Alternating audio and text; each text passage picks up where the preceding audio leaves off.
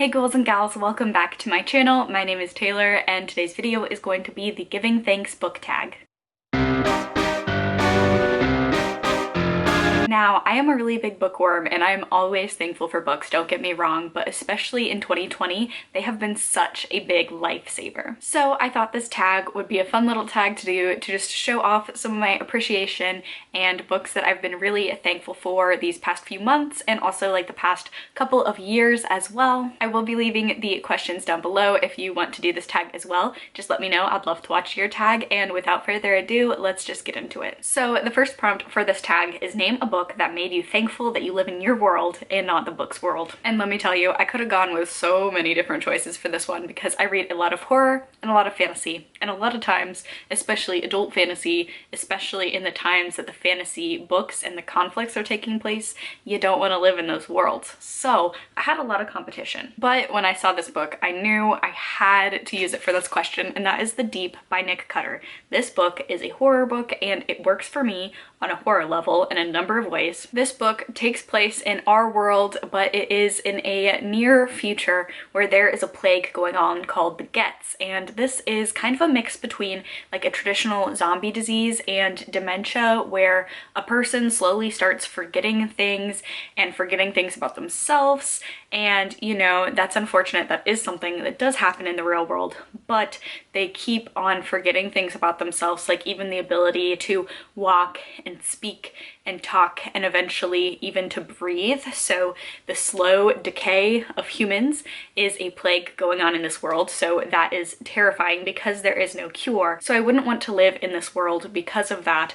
But also this is following a research team that goes down to the bottom of the Marianas Trench to try and find a cure for this disease. And that is also terrifying. So not just the world, but then the self-contained sort of setting of this story also is a world that I'm thankful that I am not in, because few things terrify me as much as the deep, deep ocean. And the majority of this book takes place in an underwater research lab at the very bottom of the Marianas Trench, and you're just enclosed in a structure, and it's so claustrophobic, and there are some very scary things happening. So for so many reasons, I would not want to be a part of the near futuristic world that this book takes place in. The next prompt is give thanks to a book that changed your perspective, and for that one, I'm going to go with one of my favorite reads of this year so far, and that is going to be The First Sister by Lyndon A. Lewis. This is the first book in a new space opera series, and I'm really thankful for this book because I didn't really think that I liked science fiction before this year.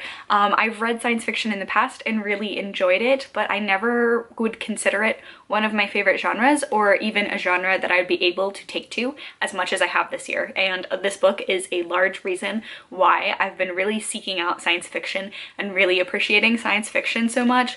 This is a space opera. This is absolutely my jam. Now, I have heard experienced people to the genre say this is very science fiction light, very space opera-y. So if you like more hard sci-fi, this probably isn't going to be the series for you, but this series reminds me of Star Wars in the best possible way, and I have been looking for a book that fills that Star Wars kind of void that I've been missing in books. I have read Star Wars novelizations and like the books in that universe, but I have been looking for books that feel like Star Wars but that aren't actually a part of that universe. So I was really excited to find this book. The cover is gorgeous. This is about I think this is set pretty near future. Not near future, but it's definitely more near future as opposed to a lot of other sci-fis that I've read in the past, where humans still live on Earth, but they have colonized 3 other planets as well, and the humans on 2 of the planets are actually engaging in a war with 2 of the other planets for dominance. So for the moment, this series is contained to our solar system, which is really nice, especially for beginning sci-fi readers, because it is set like closer to our sort of timeline here.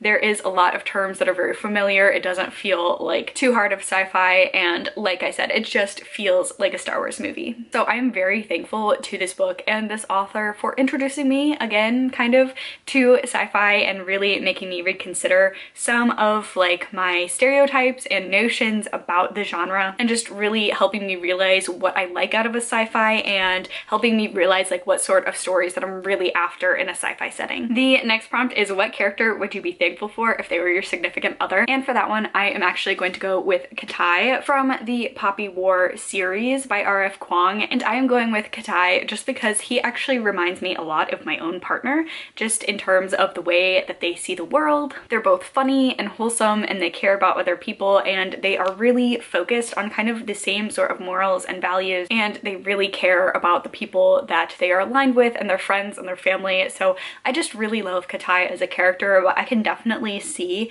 that a lot of aspects that I really love about him are actually attributes that my partner in real life actually has, which is fun. I just think he's an absolutely delightful character, definitely one of my favorite characters in this series. And the next question is, what character would you say thanks but no thanks to? And I don't know if this is also supposed to be in a romantic setting or not. I am going to take it that way just because the last question was about which character that you'd want to be like your romantic partner. So for this one, I'm going to have to go with probably any male character in the Throne of Glass series. No shade, because I'm really enjoying my time reading that series. Just, I don't get it. I don't get the appeal of any of the main characters. I do like Dorian, but that's about it. At least at this point in the series, and honestly, I'm on Empire Storms, so I'm very far into it that I just am not a big fan of any of the major male characters so far. They could surprise me, but definitely the women in that series are god tier, and like the men are like down here. The next prompt is, name a book that made you laugh out loud, just like your drunk Uncle Earl on Thanksgiving. And for that one, quite honestly, The Burning God has made me laugh out loud so many times, and I wasn't expecting that. Now, I have heard from a lot of people that you need to keep your tissues on hand for this one.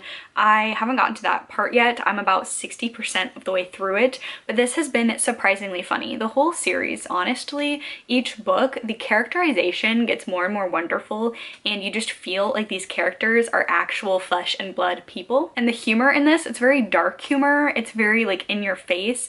It's just impeccably done. I really enjoy the humor in here, and I've laughed out loud several times while reading this. That's definitely not for everyone though, and a large part of like why the dialogue is funny is because of like the characters. So while they're not like actual jokes, it's just they're funny. But another book that I did find that had a lot of really well done and well placed humor in it was A Deadly Education by Naomi Novak, and this book is written very conversationally. It's told in a very informal stream of consciousness first person sort of way, and there are just like a lot of pop culture references in here and just older teenagers being older teenagers, and it's written really well. If you enjoy that style of writing, I thought it was done really well. So the humor is very much stream of consciousness, someone's inner monologue sort of humor. I thought this was really funny as well. The next prompt is, name a book that made you incredibly angry, just like your drunk Uncle Earl at Thanksgiving. And for this one,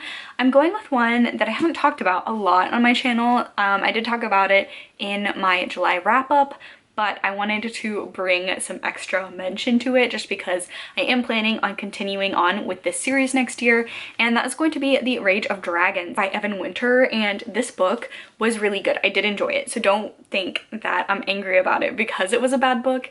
This was really excellently done. It just made me so angry because, number one, the main character Tao makes a lot of dumb decisions, and they're very dumb decisions, and they're important for his character development and his character growth and him finding himself as a person. But boy, did I want to just hop in the book and say, no, no, no, no, no, your life will be easier and this is what you need to do. So several times he made me want to bang my head against a wall, but I do think he is going to get a little bit better in the rest of the series. This book deals with a very, very unfair and heavy caste system, and Tao is at the very bottom of this caste system, and a lot of the injustices in here are just so frustrating to read about, especially with the way certain castes are treated as property, and just the power dynamic between who the upper castes in this society don't even really think of Tao as a person. He's called a lesser, that is his title. So it is a very unjust society. It's a very frustrating society. A lot of things happen in here that just are not fair. It's not a fun place to live. like I mentioned before, this is one of the ones that I considered talking about for the first prompt in this video because this world is very brutal, and honestly, if you are not born like at the top, you don't really want to be anywhere else because it's just simply not fair. I'm looking forward to the rest of this series because this book does start, I would say, pretty slowly just in terms of what the main plot is going to be, but I'm really excited to see where it goes. I'd say the last little chunk of this book just goes at like a breakneck speed, and it's absolutely wonderful.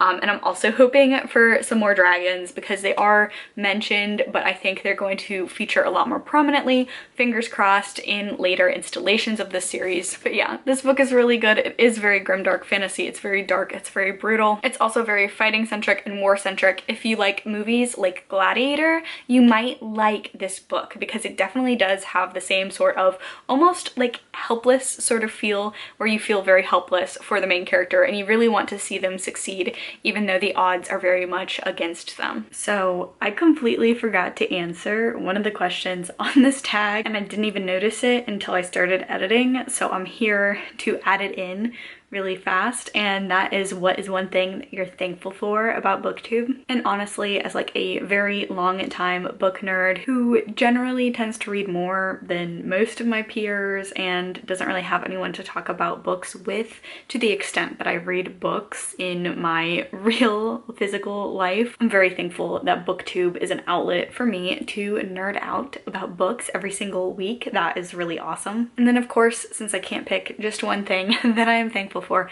I'm also thankful for all of the creators that just give just such amazing book recommendations. If it hadn't been for BookTube, I definitely wouldn't have found some of my favorite books. Books like The Poppy War, Priory of the Orange Tree, Ninth House, those books I hadn't heard about had it not been for BookTube. So I'm very thankful for BookTube for just constantly recommending new books and putting new books on my radar to read. So yeah, I definitely didn't want to have this tag and upload it without including this little clip because I am very thankful for BookTube. I love it here. I'm very thankful for it. Not only has it given me so many book recommendations and like a platform and a place to talk about things that I love on a weekly basis, but also just weekly reading vlogs and videos from my favorite content creators this year have really helped me feel less alone in social isolation. So that is something else that I'm extremely thankful for. But there you have it. That is going to be it for this book tag. If you enjoyed this video, please give it a thumbs up, leave a comment down below, subscribe for more content from me, stay safe, stay spooky, and I will catch y'all in my next video. Bye!